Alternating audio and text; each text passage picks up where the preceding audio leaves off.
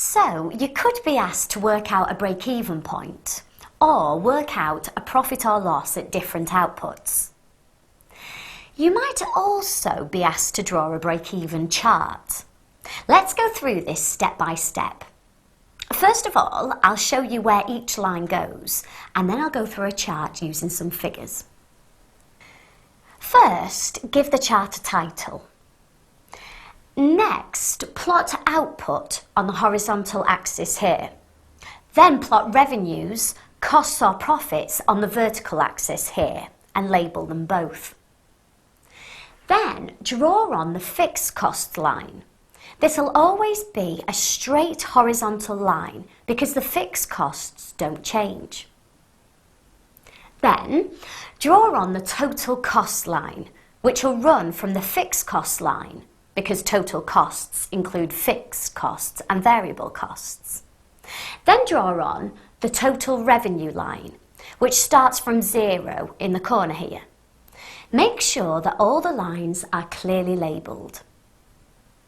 Where your total costs and total revenue lines cross is your break-even output.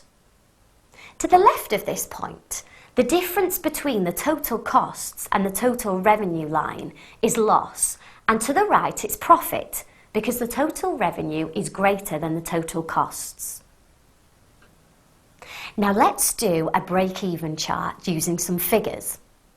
We'll use Chris's surfboard business as an example. Here's Chris with some figures. Now remember, my surfboards sell for £200 each. The variable costs are £80 per board and the fixed costs are £120,000. Let's use these. So, first of all, you give the chart a title. We could call it Break-Even Chart for Chris's Surfboards. Next, plot the output on the horizontal axis, like this.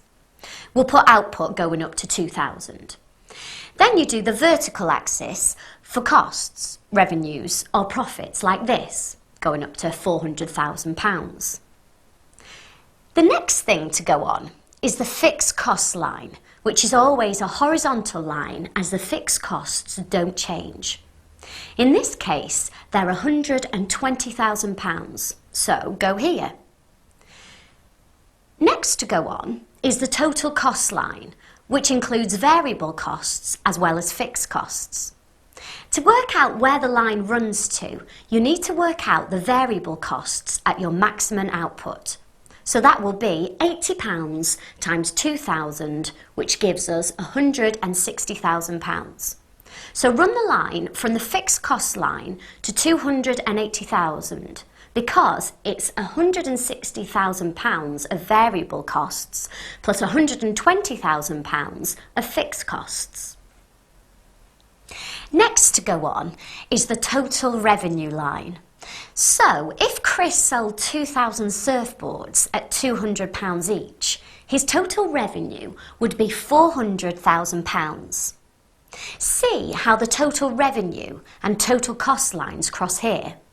This is the break-even point. So Chris needs an output of 1,000 surfboards to break even.